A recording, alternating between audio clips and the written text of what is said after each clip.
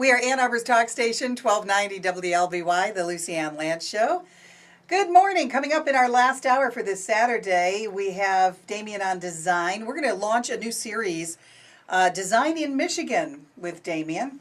Also on the way, our events this week with Katie Whitney from the Ann Arbor Observer. And our nonprofit spotlight featuring the African American Read-In, which is going on today at the Ypsilanti District Library, the Whitaker Road branch. This is the LucyAnn Lance Show on Ann Arbor's talk station, 1290 WLBY. We should mention each week the Damian on Design segment. Damian Farrell is also videotaped for YouTube by your able assistant here, Julianne. Love her. I think I'm her assistant. Yeah. Well, she is the studio manager, which includes managing Damian. And you know, that's a sign of a good boss, someone who realizes who really runs the place. No, it's fully acknowledged.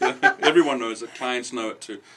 Julianne Williams, so we just wanted to make sure people knew about that. She does record these each week, and so people can find these segments online as well. Yeah, she posted one this week, which was that very funny moment that we had on our last show with, 2 shows ago with Neil Burdett when we talked about the Camel Award.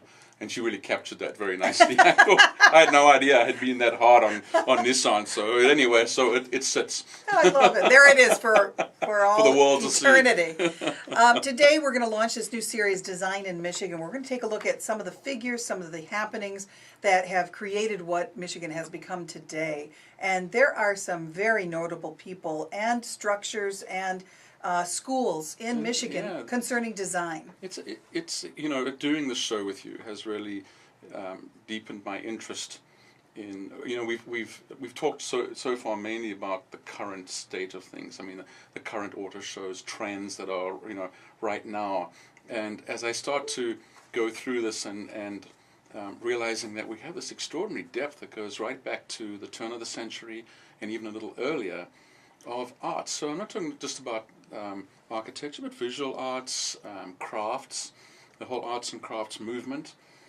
of which institutions like Cranbrook had such a powerful part. And that's sort of become something of interest. And that's what I'd like to do, is look back, and I'm calling it design thinking. And that's sort of another awareness that's arisen as I've worked with you on this show, it's this looking at design thinking. In other words, the people that deliberately use design to create, change, shape what we know as Detroit back in its heyday, Michigan in general, Alden Dow, for instance, now not talked about very much in Midland and the impact of his work. But there's so much we have here in Michigan. There's such a tremendous legacy. And we're going to be talking a lot of experts throughout the next few weeks on this Damian on Design. And if you really want to take it back even further than that, this past week on our show, we talked with a man who's an expert in zoology up at Michigan State University. Yeah. And he pointed out that 12,000 years ago, this was one big glacier. These were the glaciers that came through. There was nothing here, so everything had to come afterwards as the ice melted and as the terrain was made. A good example of that, too, might be Barton Hills Country Club, the golf course up there.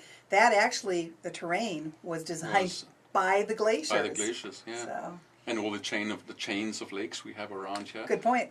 All left behind as they retreated. Right. So it's just and when I look at the world reach of some of these institutions that came out of Michigan, I mean the College for Creative Studies, we all know about the transportation design. There we have one which reaches worldwide. Mm-hmm. Car design, we've talked about some of those people. I'd like to have some of the students, some of the heads they put out 11 Bachelor of Fine Arts degrees. From the College of so from fashion to illustration to interior design, there's so much there.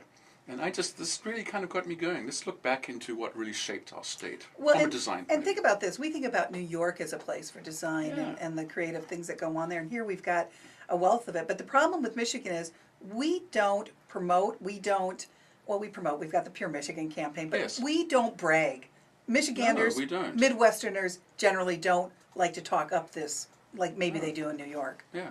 So we don't have a show. We need a design show here, a reality show. Yeah, this and my work with the Michigan Architectural Foundation, you know, we did that show, and we gave you a copy of that beautiful book, which looks back at Right. some of Michigan's spectacular architecture. So it's an idea of broadening that. Okay.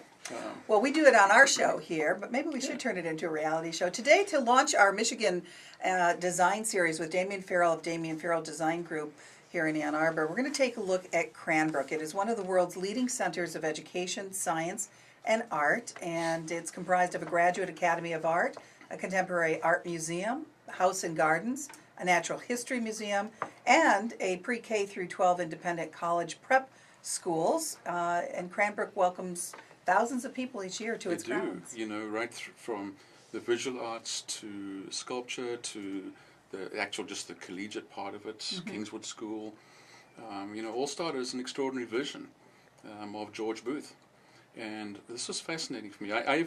Friends took me to Cranbrook in 1983 when I was here as a student, and it really captured me. In fact, Carl Johnson took me over there, who was one of the founders of Johnson, Johnson and Roy, JJR, Ann Arbor-based planning, you know, worldwide. And it was an extraordinary experience for me, and an eye-opening experience to actually see where people like Eero Saarinen and Eliel, his father, had connections. So people that I'd heard about from South Africa who designed a very famous building, the TWA terminal at JF Kennedy Airport in New York, for instance. So I did a little bit of digging into Cranbrook, and the other thing too, it's wonderful, is actually some of the very powerful connections back to our little town here of Ann Arbor. All right, let's go through some of those. You know, so very brief in history. History of all this. In 1887, George Booth marries Ellen Scripps. Ellen Scripps' dad is the founder of the Detroit Free Press. Oh, all right, Detroit News. I beg your pardon. Okay. Detroit News, and but George Booth has a very successful iron-making and ironworks over in Windsor, Ontario.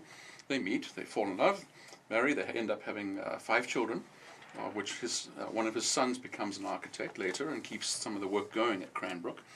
But Ellen's father builds them this wonderful, beautiful, elegant home right across the street from his own on Trumbull, all right, in the heyday of Detroit. But the two of them, George and Ellen, have this passion for the arts, particularly the visual arts, and the arts and the crafts part of the arts. So George is a smart guy. He gets into business with his father-in-law. They build the newspaper into the most widely spread, the largest one in Detroit. Then they expand into the Midwest, and out of this comes Booth Publishing, which is also a well-known local institution, which became the most profitable, the most extensive of its kind in the history of Michigan. So fast forward to 1904, and Mr. Scripps has passed away, and Ellen and George are looking for a place out in the country that they can do a more expansive estate. So they go out Woodward, and there's a 174-acre farm out there that's really run down, and they purchase it in 1904, and they start immediate work on building some of the farm buildings to continue the work of the farm. Well, and this is where some of these connections start to show up. So 1908, George is good friends with Albert Kahn, a very famous architect from Detroit, known not just for his residential work, but also all his industrial work he did with the auto industry. The two of them collaborate. They do that beautiful, the Cranbrook House, which is a very English arts and crafts, modeled after Albert Kahn's own home. Albert Kahn's home now is the Urban League in Detroit after all these years. Oh, okay. And then after Mr. Scripps died, the Booths put their home into the Scripps estate, and that is now the Detroit Public Library. Is their original home, and they moved to Cranbrook. So they become the first affluent residents in Bloomfield Hills. All right, and Cranbrook gets going, and they, because of their support and their belief, and they've got the wealth to do it, they become real patrons of the arts and crafts movement. What's the signature of arts and crafts?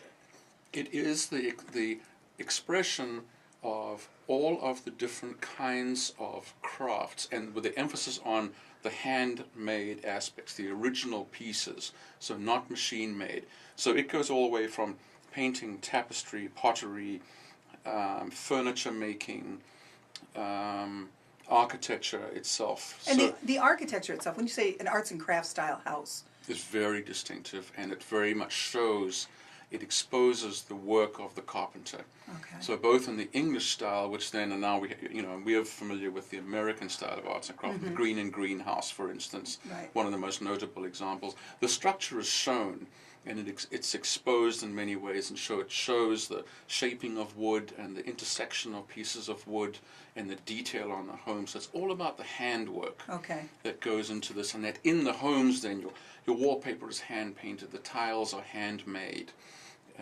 and the tapestries, paintings, all of that sort of stuff. It's a celebration of.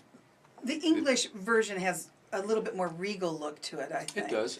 It's a more picturesque style, if you will. It comes, out of areas like what is known as the Lake Country in England. So it's the soft rolling hills. Yeah. They were more stately, different kind of style. But that movement was running in Scotland and in England.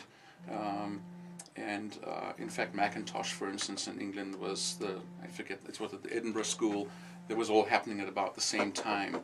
So interesting that art movement came across the ocean and was running in the States as it was in what is now the United Kingdom at the same time.